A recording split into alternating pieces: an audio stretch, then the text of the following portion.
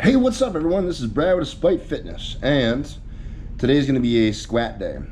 And we're just coming off of a 24-hour shift. In fact, this whole week plus a little bit is going to be kind of a bit of a roller coaster because I'm on a duty or a detail that requires me to be awake for 24 hours, and then I'm essentially off for 48, and then back on for 24 hours.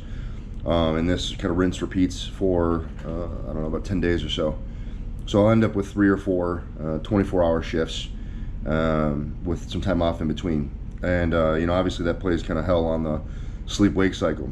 Add into the fact that I still have some things at work that I need to accomplish, and I really can't afford to have, you know, 10 days out of the office. There's some things that I absolutely have to get done. So that 48 hours off isn't really going to be a true 48 hours off. I'm going to have to go in and get things done on my quote-unquote downtime. Now, that's not to complain about the stuff that I have going on, because you know what, sometimes things just suck and you have you know, things that are required of you and you just got to get through it. And that in and of itself isn't a big deal. You know, as long as this is the exception and not the rule, then, you know, whatever. Sometimes you just got to do what you got to do. The reason why I'm mentioning this is because I think it's important to talk about, because you have to be able to adjust your expectations of yourself. And I think that begins to be kind of like one of the benchmarks of kind of turning a corner, so to speak, in your own training and your own development. I would say that the novice, unexperienced, and immature lifter is going to kind of charge boldly on and not take into account all of the effects that something like this would have on your body. And so they'll just keep charging, you know, headlong into whatever was programmed, or, you know, whatever's written down. So I feel like, you know, that's kind of what the young, immature lifter does, or the inexperienced lifter.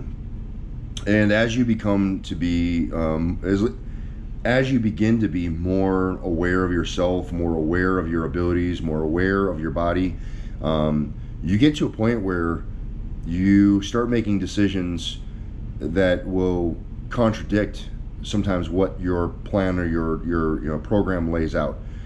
You start being more willing to make pivots and exceptions and concessions and things like that. And so kind of that's what I want to talk about, right? That's the thing I want to drive home for any of you lifters that are out there. So if you're on a program and your program calls for whatever, it doesn't even matter what the program calls for, and in a series of events or something happens in your life that is incredibly taxing and kind of takes you outside of your normal pattern, then you need to be willing to make the adjustments necessary in your training or where you can to accommodate for those things that you cannot control. Right? I can't control work. I can't set my own schedule. I can't say what I will or won't do. There are just obligations that I have to fulfill. So I have to find other areas in my life where I can make those accommodations, and it's really going to be in my training. So is it going to kill me to make adjustments in my schedule here and there to accommodate for, you know, extraordinary factors in my work? Occasionally, no. If it becomes something that's repetitive and constant, then I might have greater issues, right? Then I might have to readdress a couple of things. But if it's just kind of the one-off here and there, then no. In the grand scheme of things, at the end of the day, it's not that big of a deal. But you need to be able to make those pivots and those concessions for yourself for your own health. So suffice to say, I'm going to go in today. I have a few things that I'd like to do, and I'm just going to get under the bar and see how it feels. And I'm going to play the audible and just see how things go and make the call on, you know, on the spot, in the moment, so that I can determine what's best for me. So I think that's kind of the idea and the message that I want to send to you guys today. You know, the channel is Train Despite, and in fact, I am going to go train and I'm going to get it in. But Train Despite doesn't mean be stupid. It means work around the issues and the shortcomings that you have. Find an intelligent way to address your training and continue to lean forward and get something done, even when you have reasons not to.